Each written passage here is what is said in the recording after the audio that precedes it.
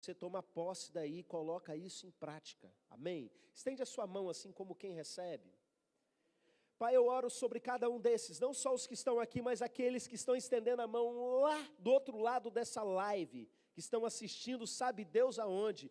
Em nome de Jesus, que todos eles sejam fortalecidos na noite de hoje pela Tua palavra.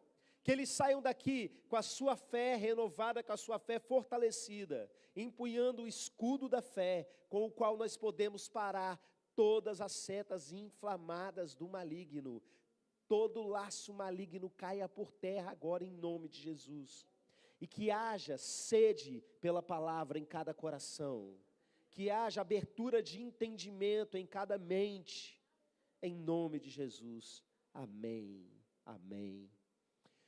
Irmãos, toda quarta-feira nós temos um momento de meditação na palavra, onde nós estudamos de forma sequencial mensagens expositivas da Bíblia. E toda quarta-feira nós temos um pregador surpresa. E quem será o pregador de hoje? Ou a pregadora de hoje? Hoje sou eu. Emergencialmente substituindo, né? Não se acostuma, calma. E semana que vem a gente volta normal com a nossa programação de pregadores surpresas, né? Mas você foi surpreendido, então valeu, né?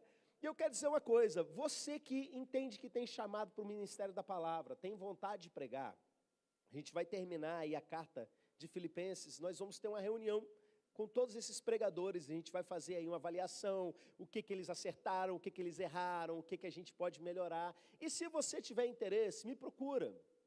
E aí eu vou passar um curso que tem lá no meu canal para você assistir, para você se preparar, e você vai vir participar dessa reunião, para a gente começar a preparar você também, dentro do seu nível de experiência, não é? Para estar ministrando a palavra do Senhor.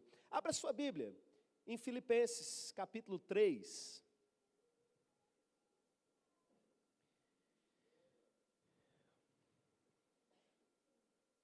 Filipenses 3, a partir do verso de número 17.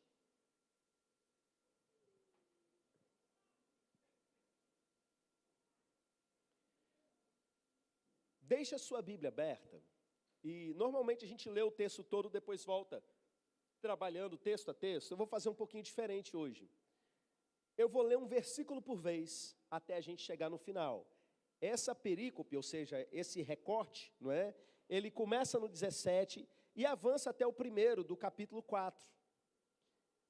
E o primeiro versículo nós lemos assim: Irmãos, sede imitadores meus, e observai os que andam segundo o modelo que tendes em nós. Amém. Primeiro só esse versículo. A primeira coisa que o apóstolo Paulo fala para a gente nesse texto é: irmãos, sejam meus imitadores. E eu quero começar fazendo uma pergunta para você. Quem aqui é crente, servo do Senhor, recebeu a Cristo como seu Salvador, já é até batizado? Levanta sua mão. Amém. Pode abaixar.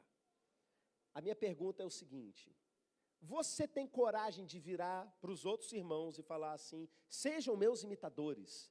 De virar para uma pessoa que, por exemplo, acabou de aceitar Jesus e falar assim: sejam meus imitadores? Você é capaz de fazer isso? Não precisa responder em voz alta, mas seja sincero. Pois eu vou te dizer, você devia, e sabe por quê? Porque Paulo está falando para a gente imitar ele. E ele está dizendo que ele vira e fala: sejam meus imitadores. Então, se você tem que imitar Paulo, você precisa ser alguém capaz de imitá-lo nisso. Fez sentido? De virar e falar: sejam meus imitadores. Eu vim com essa camisa aqui de propósito. Leiam aqui: se não vive o que prega, calha a boca. É uma frase meio abusada no ouvido de algumas pessoas, né? Meio para frente. Mas, meus irmãos, ela sempre causa um desconforto em algumas pessoas. E tem gente até pregando contra ela por aí. E por quê? Se o que está sendo dito, embora formulado dessa forma, é uma mensagem que Jesus ensinou. Que Jesus falou não com essas palavras, mas com outras. A respeito daqueles fariseus que viviam uma coisa e pregavam outra. e que não devia ser desse jeito. A Bíblia está cheia dessa mensagem, dito de forma diferente, mas dizendo exatamente a mesma coisa. Por que isso causa tanta coceira nos ouvidos? Porque as pessoas se sentem ofendidas e falam que quem diz isso é um arrogante. Porque o nível caiu muito, meus irmãos. O nível dos crentes é muito baixo. É terrível. O povo diz que professa a fé evangélica e vive do mesmo jeito que o povo lá que não tem Deus. E pratica as mesmas coisas na vida. Presta atenção, a gente não está falando de perfeição. Pegando aqui um gancho do que foi lido na semana anterior, se você pegar a perícope anterior, o apóstolo Paulo vai dizer, não que eu tenha alcançado a perfeição, gente, eu não sou perfeito, mas olha, sejam meus imitadores. A gente precisa ter condições de chegar e dizer isso para as pessoas. E se você hoje não tem condições, você precisa se perguntar por que você não tem. Porque às vezes é pecado que já não devia estar na sua vida há muito tempo. Se você é um mau exemplo, você é uma vergonha para o Evangelho. O mínimo que você pode dizer é, gente, eu não sou perfeito, mas eu estou aqui seguindo, me imitem. E essa fala dele é muito forte, porque quando ele fala desse modelo que se tem nele, os próximos versículos vão falar de gente que não é imitável, vai falar de gente que decepciona no meio do Evangelho. Há um tempo atrás eu até gravei um vídeo curto nas redes sociais a respeito disso, porque a gente tem a mania de virar para novo crente e falar assim, olha, você vai se decepcionar com as pessoas, mas olhe para Jesus. E é verdade, você tem que olhar para Jesus mesmo, olhando para Cristo, o autor e consumador da nossa fé, a palavra diz. Mas olha, mais de uma vez, o apóstolo Paulo, quando ele vai falar dessas pessoas que estão no meio da igreja, que são falsos crentes, a fala dele não é olhe para Jesus, é olhe para mim. É olhe para as pessoas que andam segundo esse modelo que vocês têm em mim. Você precisa ser exemplo. A maneira como as pessoas que estão se firmando na fé vão conseguir caminhar, não é numa abstração, olhe para Jesus, cadê Ele? É olhe para mim, eu, discípulo de Jesus, que estou seguindo Jesus há mais tempo. É desse jeito, e tem outras pessoas assim. Você vai se decepcionar com um monte de gente falsa no meio do caminho, mas, entenda, existe uma porção de gente boa de Deus, que são imperfeitos, não espere perfeição de ninguém. Não alcançamos a perfeição, como Paulo disse, mas são pessoas crentes de verdade. Sigam esse modelo dessas pessoas.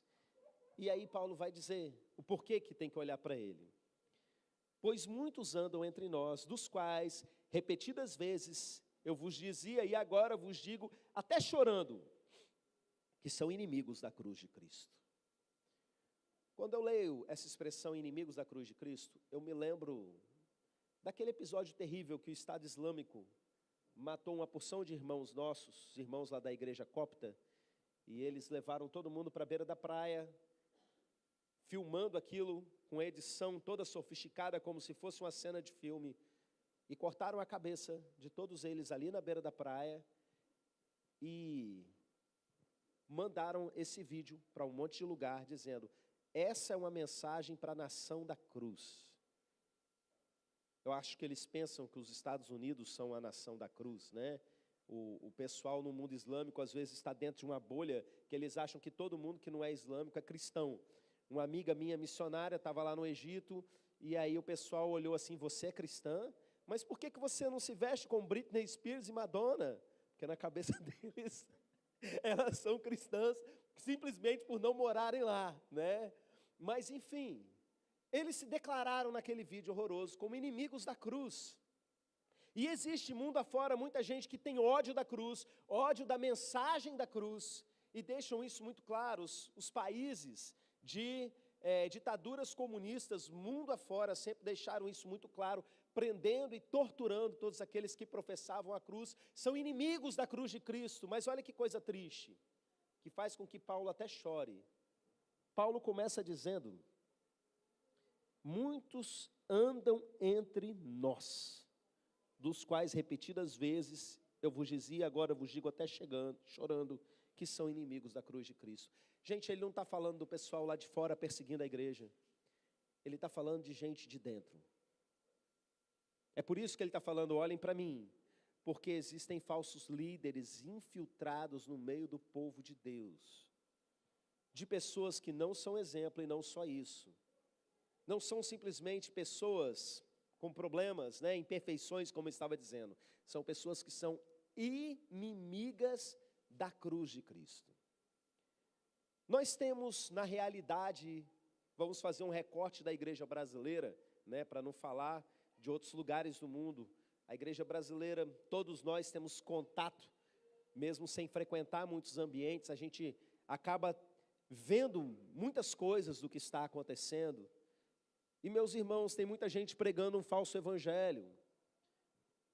Pior do que simplesmente alguém perseguir o evangelho, é falsificar o evangelho e espalhar no meio como se fosse de verdade. De tal maneira que as pessoas vêm buscar a presença de Deus, pensam que estão ouvindo a palavra de Deus e estão ouvindo uma abobrinha.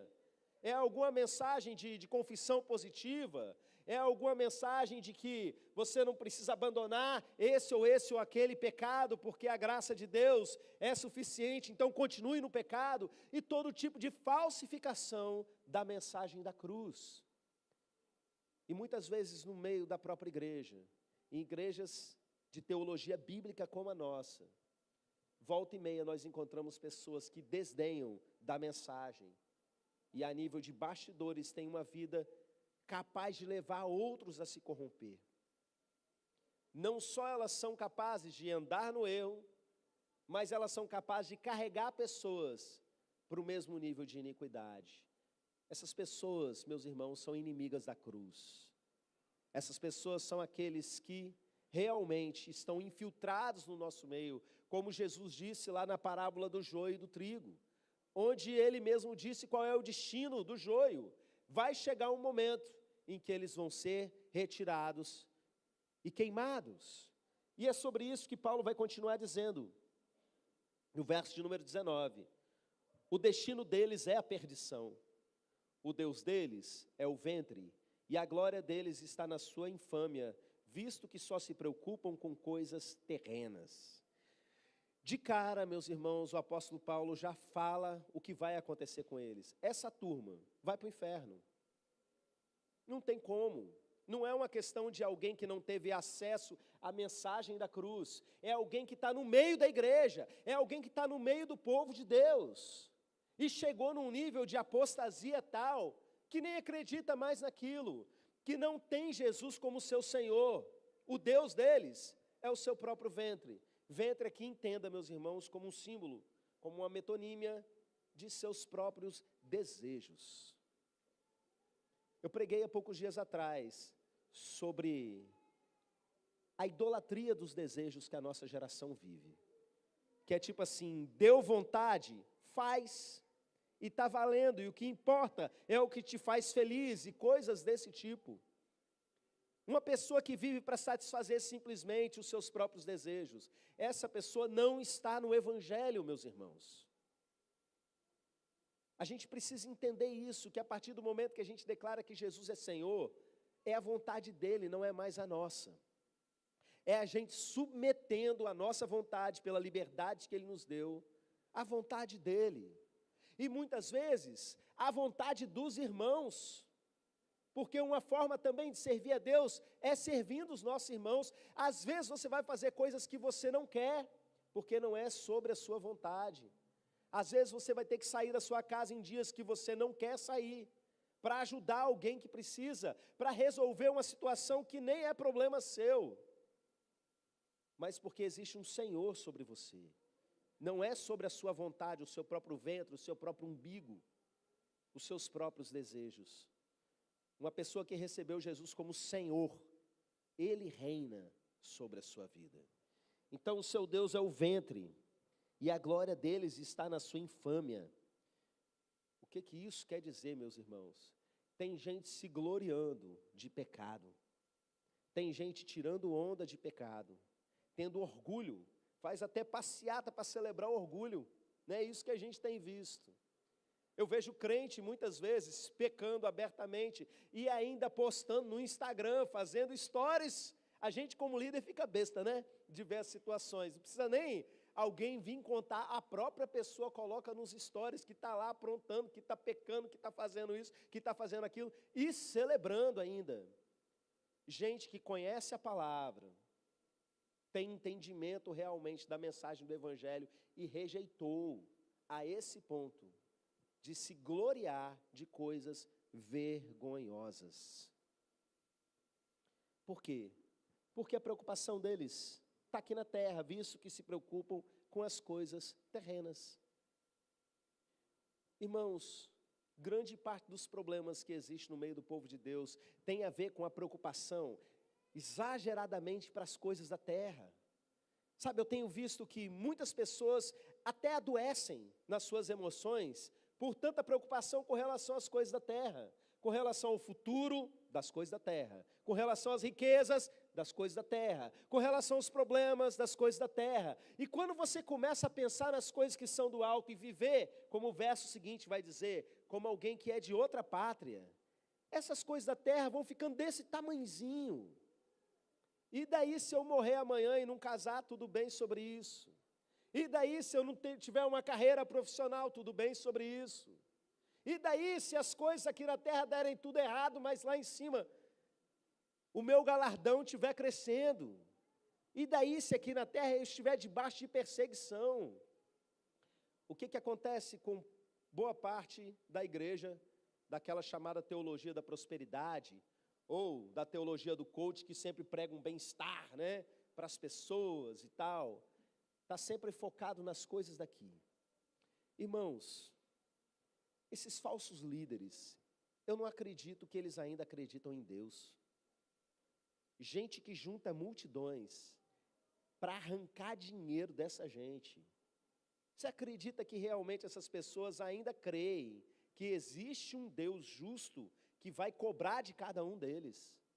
São ateus juntando crente para desviá-los da presença.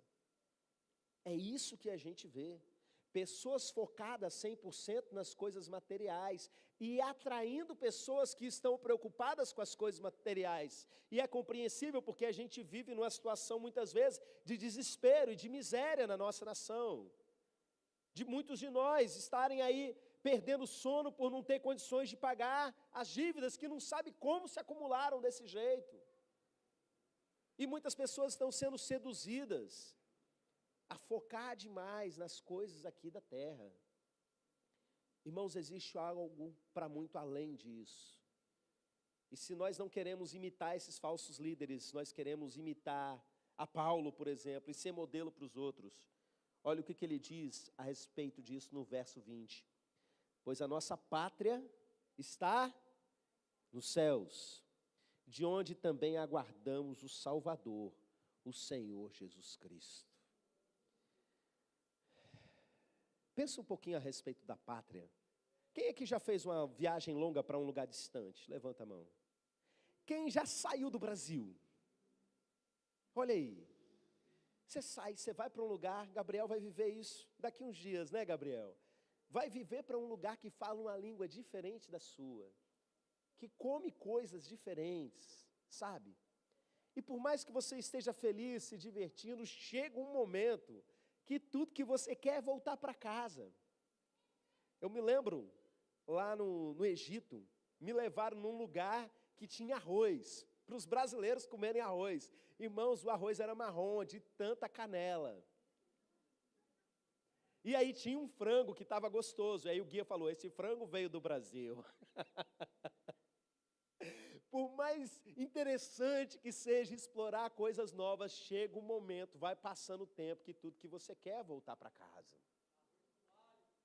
Arroz com alhozinho frito, né? Você entra dentro de casa, vai sentindo aquele cheirinho do alho fritando.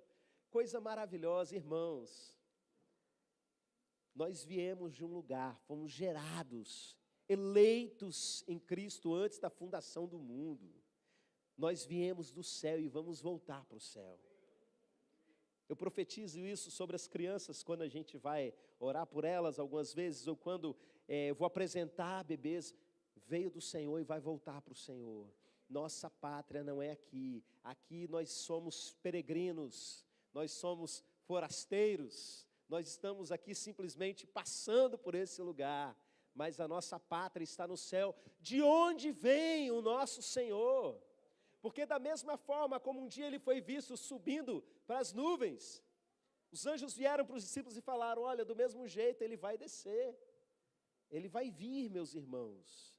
E aí, o versículo seguinte é um texto que eu amo muito.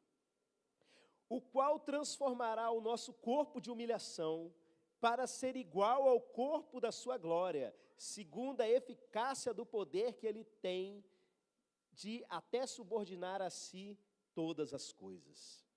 Isso aqui é muito profundo, eu vou devagar para falar de cada pedaço. Ele diz que vai transformar o nosso corpo de humilhação. Corpo de humilhação é como o apóstolo Paulo está falando, está chamando esse corpo que você mora hoje. Você é um espírito, você tem uma alma e você mora em um corpo. Só que esse corpo que nós temos hoje, ele faz parte de uma natureza que foi contaminada pelo pecado. Ele não é do mesmo jeito que Deus criou, quando ele criou a humanidade lá no início, antes do pecado. Depois que o pecado veio, esse corpo aqui, ele experimenta uma coisa chamada morte. Esse corpo está sujeito a uma coisa chamada doença, a uma coisa chamada acidente, a uma coisa chamada má formação congênita, genética. A gente tem todo tipo de problema que acontece. Nós, toda vez que estamos doentes, percebemos o que é o corpo da humilhação. Catarrento, febril. Eu olho na frente do espelho e ainda é barrigudo, ficando velho, é muita humilhação, meus irmãos. Esse é o corpo da humilhação, mas presta atenção, existe um corpo glorioso que nos aguarda. Quando Deus fez o ser humano, Ele fez lá o boneco de barro, né? Soprou o espírito nele e ele se tornou alma vivente. Corpo, alma e espírito. E a proposta do Senhor, para quando a gente estiver na presença dEle plenamente, quando Jesus vier, não é simplesmente que a gente seja fantasminhas. A proposta é que a gente continue tendo um corpo. E como será esse corpo? Entenda, Paulo vai dizer em outro texto que um é a glória desse corpo carnal, outra é a do corpo espiritual. Cada um tem a sua característica, mas esse texto vai dar para a gente uma pista maravilhosa. Ele vai dizer, o qual transformará o nosso corpo de humilhação para ser igual ao corpo da sua glória. Está falando de Jesus ressuscitado. Irmãos, quando Jesus ressuscitou, ele estava diferente. Tanto que as pessoas assim não reconheciam ele de cara. Tem uma passagem que é dito que os discípulos tinham certeza que era ele, né? Mesmo sem ninguém perguntar, ou seja, não era uma coisa que era tão óbvia. Entretanto, meus irmãos, é um corpo que é de carne e osso, que come, que faz as mesmas coisas que um corpo humano faz, e que carrega características do que aconteceu antes. Jesus, por exemplo, aparece para os seus discípulos e fala para Tomé botar a mão no cravo, no buraco da mão dele.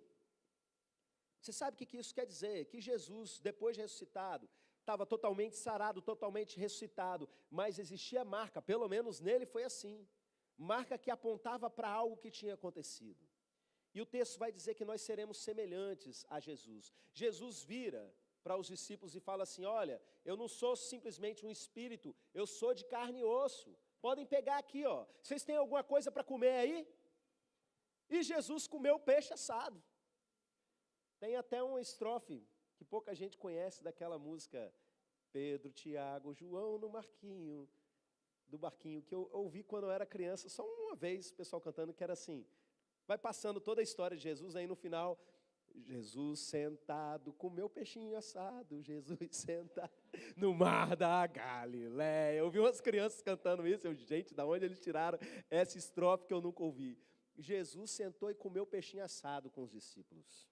É corpo mesmo, sabe? nós seremos semelhantes a Ele. Mas agora vem a parte mais legal.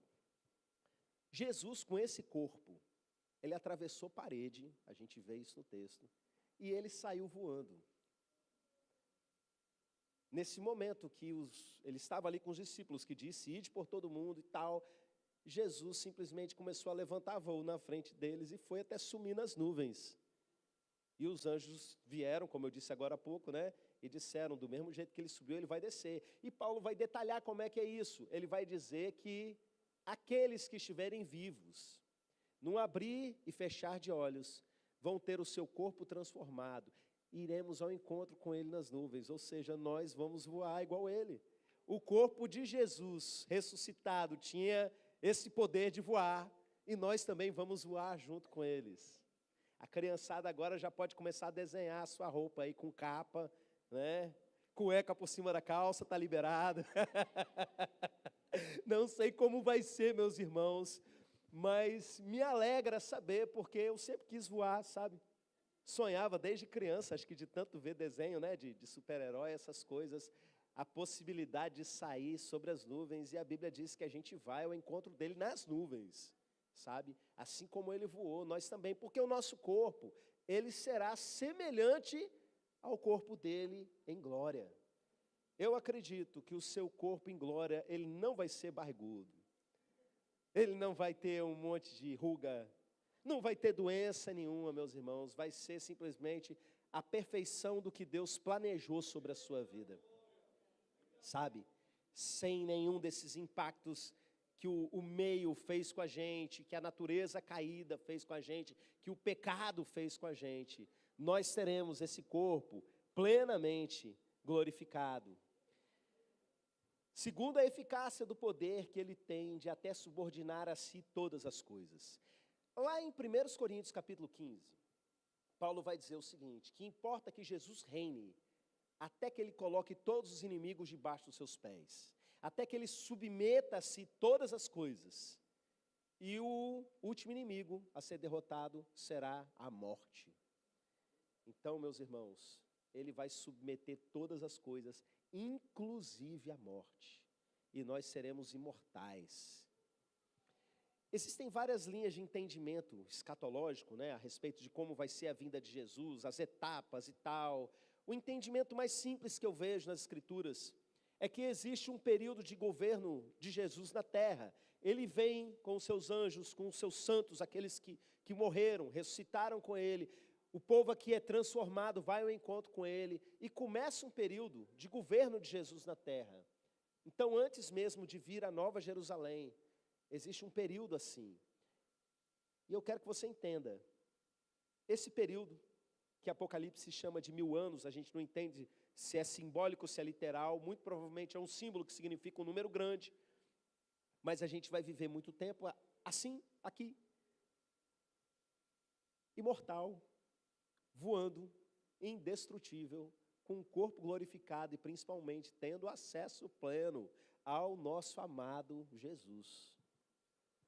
Olha que coisa maravilhosa, né? Tudo isso que a gente está lendo nesse texto, para poder ele finalizar dizendo assim: portanto, meus irmãos, amados e muito saudosos, minha alegria e coroa, sim, amados, permanecei deste modo firmes no Senhor. Então, alguém aí que ama a palavra do Senhor e está atento nas minhas pregações, qual é a importância desse portanto aqui? Quem pode me dizer? Olhe as conjunções. Se você quer entender um texto bíblico, olhe as conjunções. Começou o versículo com a conjunção, na verdade está fazendo uma ponte entre uma coisa e outra. Aqui a gente tem uma conjunção conclusiva. Eu presto atenção nas mensagens do pastor Clériston, portanto, eu aprendi sobre as conjunções. Você faz uma relação entre uma coisa e outra. Então, baseado em tudo isso que foi dito, tendo dito todas essas coisas, né, Paulo vai dizer, portanto, permaneçam firmes. Eu vou voltar para falar do miolinho do versículo, que é muito importante, mas deixa eu fazer direto assim, portanto, meus irmãos, permaneçam firmes. Olha, tem um monte de gente fazendo coisa errada no meio da igreja, mas olha para a gente, presta atenção, o destino deles é a perdição, porque eles estão preocupados com a coisa da terra, mas a nossa pátria é no céu, e Jesus ele vai vir, vai submeter todas as coisas debaixo dos seus pés até a morte, e o seu corpo vai ser glorificado, igualzinho o corpo dele glorificado. Portanto, meus irmãos, fiquem firmes, essa é a mensagem, é para arrepiar a gente mesmo. É para você sair com a sua fé fortalecida e entendendo, vou permanecer firme, isso aqui é passageiro, vai chegar um momento que eu vou ter um super corpo mesmo, igual Jesus, e esse tempo de dor vai passar, e Ele vai enxugar dos nossos olhos toda lágrima, e a gente vai ter um tempo de grande alegria na presença dEle, e vamos viver eternamente diante dEle. E aí pensando, meus irmãos, nessa eternidade, eu quero chamar a atenção para um detalhe aqui de como Paulo chama os seus irmãos. Portanto, meus irmãos, amados e muito saudosos, minha alegria e coroa. Então ele fala assim, olha, vocês são meus irmãos, já chama para perto, minha família, né? E não só isso, vocês são amados, eu amo vocês. E são muito saudosos, algumas traduções talvez coloquem muito desejados, não é? Gente que a gente quer estar perto, é mais ou menos isso. E aí ele fala, minha alegria e minha coroa. Eu vou explicar sobre a coroa, mas primeiro, minha alegria. O líder deles está virando e está chamando os irmãos de minha alegria. Você é alguém que o seu líder pode virar para você e falar assim, cara, eu tenho alegria de ter você. Lá no livro de Hebreus a gente vai ler a respeito, né, de obedeçam os guias de vocês para que eles velam pelas suas almas, para que eles não façam isso com lágrimas, mas com alegria. Você é alguém que o seu líder possa falar, rapaz, eu tenho alegria de liderar uma pessoa como você. Ou você é aquele assim que... É igual aquele videozinho que rolou aí recentemente da ovelha, na verdade era uma cabra, né, pulando no meio da fogueira e o pastor tentando tirar, não faz isso não, e pulava no meio da fogueira de novo, não sei o que deu naquela cabra, talvez estivesse com algum parasita, né, tentando ali retirar, mas tem crente que é desse jeito, meus irmãos, não sabe ver uma coisa errada que já quer pular em cima, não sabe ver uma oportunidade de desviar que já quer correr atrás. Você é alguém que dá alegria. Pois é, ele chama eles de minha alegria e coroa. E eu queria refletir com vocês nessa ideia de coroa, porque coroa é um símbolo bíblico. Coroa fala de realeza, de alguém que coloca para governar, não é? Mas também fala de recompensa, é um símbolo na antiguidade para recompensa. Eles davam uma coroa de louros para aqueles que venciam as competições esportivas, nesse período aqui. E até hoje, né, acontece isso, a pessoa ganha a medalha das Olimpíadas, acho que ainda ganha lá um ramo de louros, alguma coisa assim, simbolizando justamente isso. Coroa na Bíblia fala também de recompensa. E a gente tem, em algumas outras passagens, essa representação de que há uma recompensa para aqueles que vão chegar no céu, na presença do Senhor. Nós vamos receber a nossa recompensa, e isso é representado na forma de uma coroa. E a gente percebe que, embora a salvação seja a mesma para todos, não é? Porque não foi por preço pago por nós, existe uma diferença de níveis de galardão, de níveis de recompensa, e esse ensino é muito claro na Bíblia. E o que seria essa coroa? Alguns crentes brincam, meu irmão, agora você conseguiu mais uma pedrinha aí na sua coroa, hein? Ixi, perdi uma pedrinha nessa daí. Pensando nessa recompensa, não é? É lógico que brincando, mas ainda com a imagem de algo literal.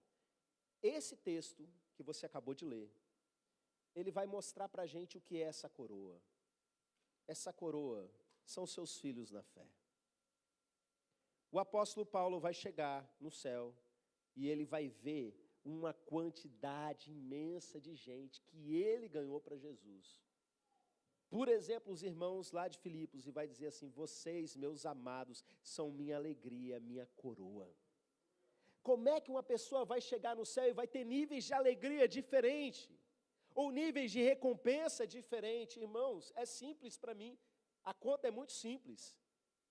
Vou chegar lá no céu e vou começar a ver os irmãos. Você está aqui, eu lembro do dia que eu ganhei você para Jesus, hein? Você nasceu de novo num culto teen, e eu estava fazendo parte disso, lavando prato lá atrás. A gente estava junto trabalhando para ganhar vocês para Jesus. Olha, imagina o apóstolo Paulo chegando. Os irmãos lá de Filipos, Aí de repente olha assim, não, Paulo, aqui ó, séculos e séculos de gente que se converteu lendo Romanos, lendo Filipenses. Eu me fortaleci, Paulo, lá na nossa igreja de Nova Almeida, com os irmãos pregando Filipenses. Foi você lá que escreveu aquela carta, usada pelo Espírito Santo. Eu também sou sua coroa. Imagina o tamanho do galardão do apóstolo Paulo. Imagina o tamanho da alegria, sabe?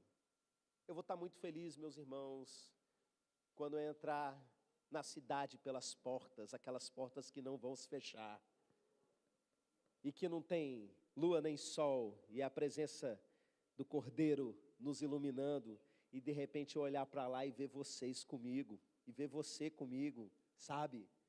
Eu vou ser tomado sim de uma grande alegria e vou falar, vocês são minha alegria, vocês são minha coroa.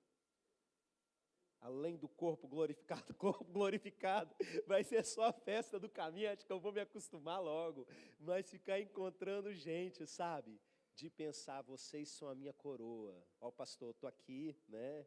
E você também pode pensar, olha, eu vim, mas eu trouxe meus filhos, eu trouxe meus amigos, eu colaborei para trazer pessoas, eu evangelizei pessoas, estão aqui, estou encontrando elas. Vocês são a minha coroa, vocês são a minha recompensa, o meu galardão, a minha alegria. E tendo dito isso, né, portanto, vamos concluir o nosso culto com o nosso coração cheio de alegria. Eu quero orar por vocês, a gente tem alguns avisos, né, para passar, mas deixa eu orar ainda nesse momento pela sua vida. Se coloca de pé.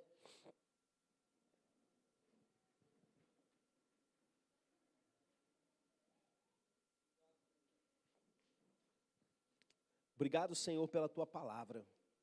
Obrigado pela Tua bondade e misericórdia que dura para sempre. Obrigado pela vida eterna que nós temos no Senhor, meu Pai. Obrigado pelas Tuas promessas. Eu te agradeço pelas bênçãos aqui na terra, mas eu te agradeço por aquilo que nos espera, meu Pai. Pela nossa pátria celestial, onde não haverá lágrimas, onde não haverá mais morte, porque o Senhor submeteu a Cristo todas as coisas, meu Deus. Eu agradeço por isso, agradeço pelos meus irmãos que estão aqui reunidos. Que o Senhor continue fortalecendo cada um deles, em nome de Jesus. Amém, amém.